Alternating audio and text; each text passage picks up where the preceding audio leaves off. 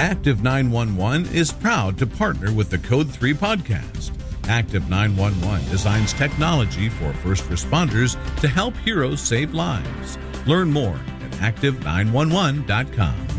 Stay humble, listen to those that are giving you advice, pay attention to your gut, and when the signs are saying don't do it, it takes a bigger person to say, no, we're not doing that than it does to say we're doing it.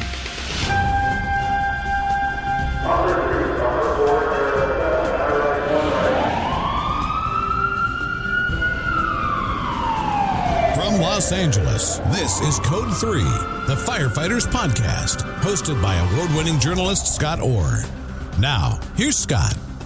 That's right, and I will not let Parkinson stop me. Thank you for joining me today for another edition of Code 3. This is the show that gives you all the information on a firefighting topic you need in about 20 minutes. Let's get started. Every firefighter can recall the worst incidents in his or her career. You know, the ones that make a serious impact on your psyche.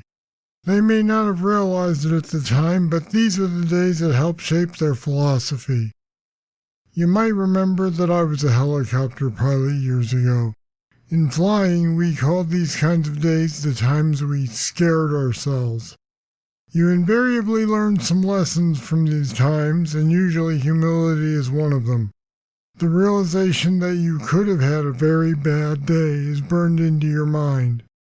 Then there are the days and weeks or even months where things just continually go badly, where we question if we're meant to do the job in the first place. These are the times that keep us awake at night wondering, what if? My guest today has experienced both of these situations, but he has the benefit of a long career to measure their value. He's here to discuss what happened, how it affected him, and the lessons he learned. Chad Costa is a returning guest to Code 3. He's a battalion chief for the City of Petaluma, California Fire Department. He has 2 decades in the fire service, covering diverse territories from city to rural districts. And Chad Costa joins me now. Welcome back to Code 3. Proud to be here, and thanks for having me, Scott. It's always good to have you. So you've had a pretty solid career this far, but earlier on things weren't going quite so well. When you were in your early 20s, living the dream as you say, the calls started going badly. Many of them involved children. Tell me about that stretch of responses and how it affected you. I think this is probably, my experience is I assume is pretty common with a lot of firefighters or just first responders and EMS people, in the sense of, I didn't have family that was in the fire service. I essentially was introduced to it from a friend and didn't really know what to expect. And when you think of the fire service, you think about fires, you think about riding around in fire engines and helping people, but nothing can really prepare you for the things that we see.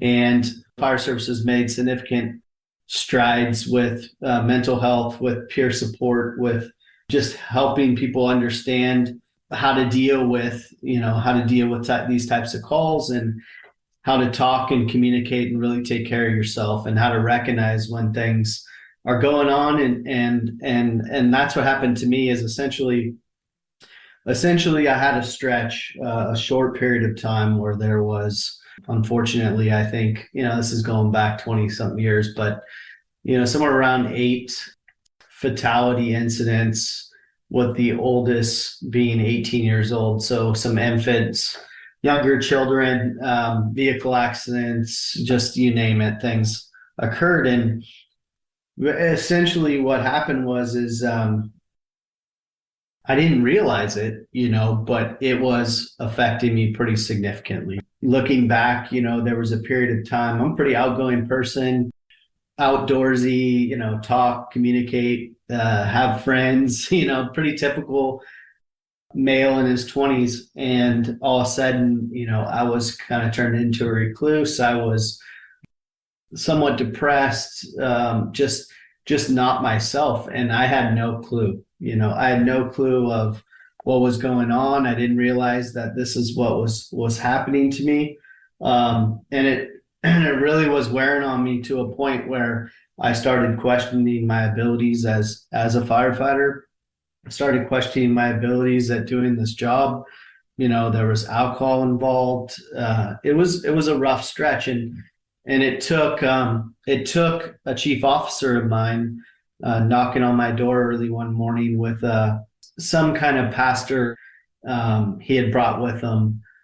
And I opened the door, and it kind of shocked me. I'm like, "How's it going, Chief? What's going on?" And he said, "Hey, we're just here. We wanted to talk." And he sat down and he kind of spoke about what he's witnessing and the changes that he's seeing, and he just was looking out for me. And that was those incidents and that time in my career really built a foundation of understanding of the mental health part of this job, and just how important it is that we take it seriously, and that we look out for our brothers and sisters and have programs and things in place to help people, which I believe the fire service has made some great strides in. So now, while this was happening, were you starting to wonder if this career was really for you? Yeah, exactly. It's a combination of a couple things. One is, many times we go to incidents and we're dealt a hand or an emergency, and we have success, or we have things that we can look back on and be like, hey, we made a difference, and whatever I did or we did as a team made a better outcome. When you have death, and when you have death in children, there's just no obviously there's just no positive part of that. And what becomes natural human behavior is to start to question, like you stated, start to question, is it you? Are you not good enough? Are you not doing something that you should be doing? Because these children are perishing in your hands. And so you were blaming yourself for the outcomes. Yeah, that's what was going on during that stretch. Yes, for sure.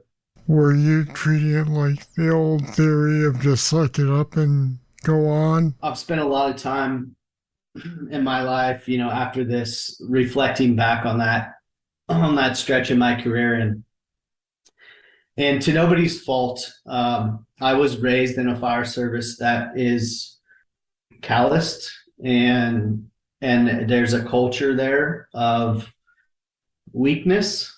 So a culture of weakness, if you showed that perceived weakness. And so I think there's some truth to that, in that I just didn't want to show weakness. But what I would say is just as much a culprit is not having the education and the understanding of what was happening. Like, not the recognition wasn't there. And the only reason I really recognized it was because someone pointed it out, and I realized that there was a problem. So it's usually two folds. It's one is you wanting to be perceived not wanting to be perceived as weak. The other is just sheerly not understanding what's going on. I'll be back with more right after this. Looking to decrease your response times? With Active Alert, get calls straight to your phone from dispatch via the app, available for Android, iPhones, and tablets. Plus, get directions to the scene, have all CAD notes in one place, see who's responding, and quickly identify nearby map markers like hydrants and pre-plans. With a low per-device price, Active Alert is a must-have tool for first responders. See for yourself why it's trusted by thousands of firefighters nationwide. Start your free trial today at active911.com.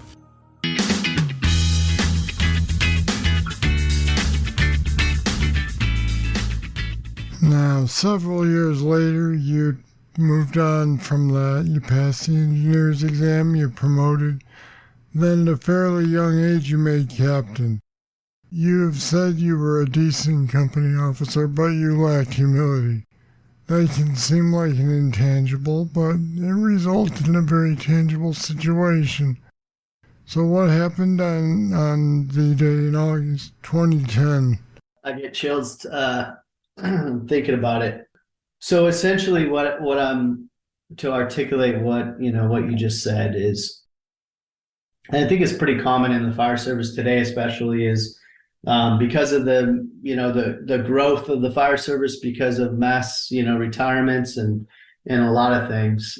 It's not uncommon for someone to promote to a company officer level and not have a lot of slides, in their slideshow, if you will. And I didn't. I was young, very young, for that position.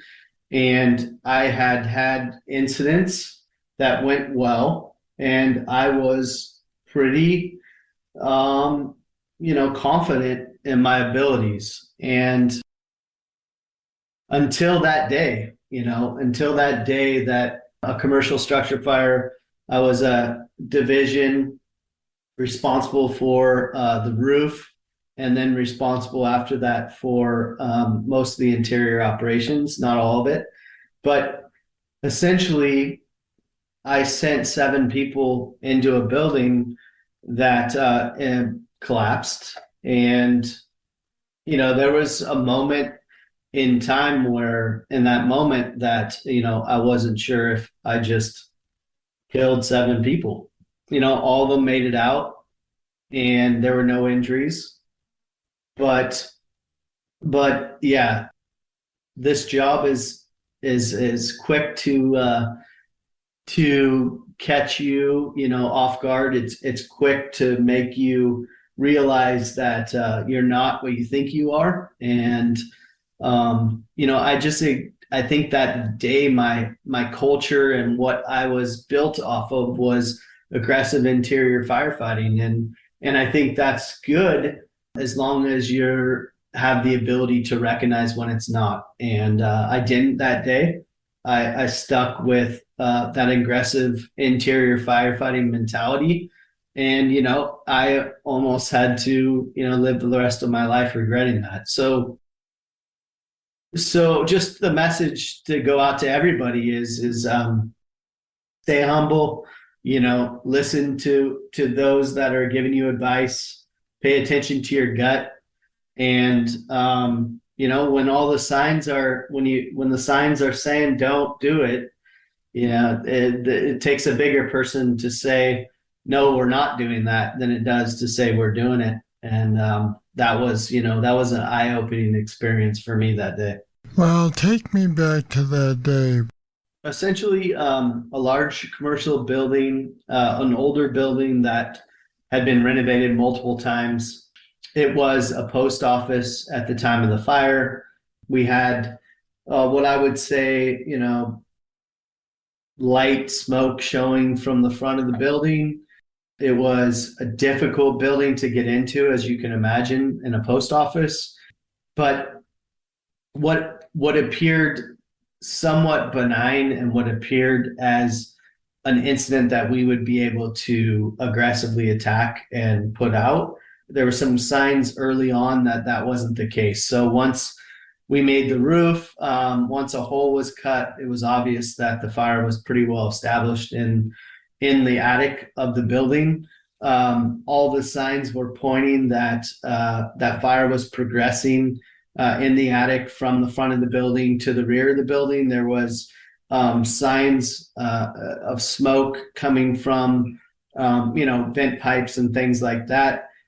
Interior crews were having difficulty getting water on the fire because it's a post office and there's high ceilings and there's locked doors, and so it's a difficult building to navigate in. The signs were there that we were way behind the curve and this thing was way ahead of us. The ignorance and the lack of humility is to recognize those signs, as I did that day, but to still push forward because, I wanted to have this aggressive firefight, and I was known as an aggressive company officer. And it was important to me that I showed that. And unfortunately, the weakness is to ignore the signs and to keep pushing forward. That's much weaker than someone being strong enough to say, hey, these are the signs. This is telling me this isn't a good idea. Why are we still pushing forward? And so for me, looking back at it, it's just being ignorant and thinking that, we're bigger than we are, and thinking that we're gonna do some good here, and in reality, all I did was jeopardize people's lives by ignoring those signs, and that's what happened. Now, was that a cultural thing, or was that just part of your personality as a kid at the time? I'm going to answer that question more of first off, a little more broader. I do believe that in the fire service, not every department. I mean, you're talking about, thousands and thousands of departments, but I do believe that a cultural problem can exist with safety in general. But I'm only going to speak for myself, and I'm not going to speak about the organization at the time, because I believe, well, I will in the sense of, I believe this incident was more of my own personal ignorance. I don't believe that our organization, or that organization at the time, it wasn't where I work today, bred a culture of, of interior firefighting with disregard to safety. So in this instance, I believe it was more my own personal problem. Although I would say that culturally in the fire service, we've made some big strides in the right direction, but there still is, unfortunately, a lot of risk being taken when maybe Scott, it always comes down to this. Everything is cool, and it's great that we're doing that we're risking, our lives, and it's all good stuff, and it's all what the fire service is about. But when someone dies or gets hurt, we always look back and say, what were they doing? Was it worth it? And we can rebuild buildings. We can rebuild buildings. We can't rebuild ourselves, and we can't. So I guess what I'm saying is that although this job is inherently dangerous, and it's important for us to get in and save people and do what we can to save property and the environment, we have to make that decision. Is it worth someone's life? Is it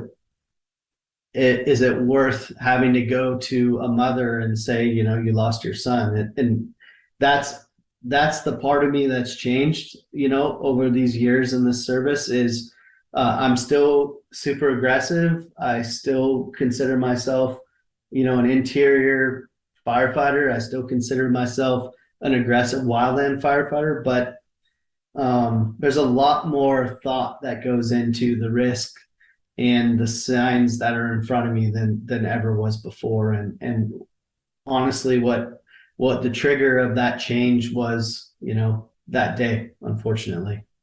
So that day taught you the value of analyzing whether it's worth it in terms of what you get as a result. Do you save the building at the risk of injuring people, or do you get the people out and just say that the building was not savable? I don't want to sit on this, I don't want to sit on your podcast and say that I'm perfect and that there hasn't been incidents after this one that, there are. Well, yeah, we keep learning throughout our whole career. Yeah. I don't want to come across as like, I'm perfect now. I just want to make the point that, that humility of that incident changed my thought process.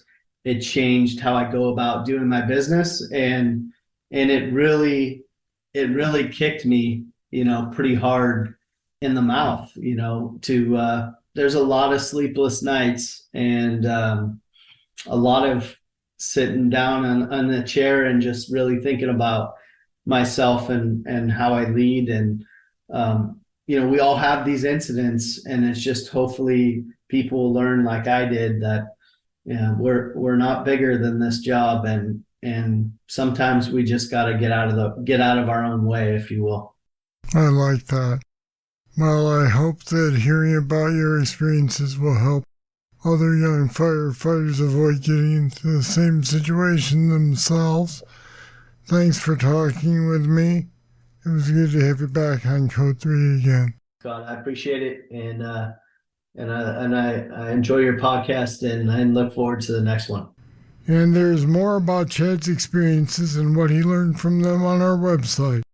It's code3podcast.com/humility. It's worthwhile reading, so take a look. You can also find Code 3 merch on our website. That's at code3podcast.com/store. Or just tell a firefighter about this episode. It's a great way to get more people listening, so I'd really appreciate it.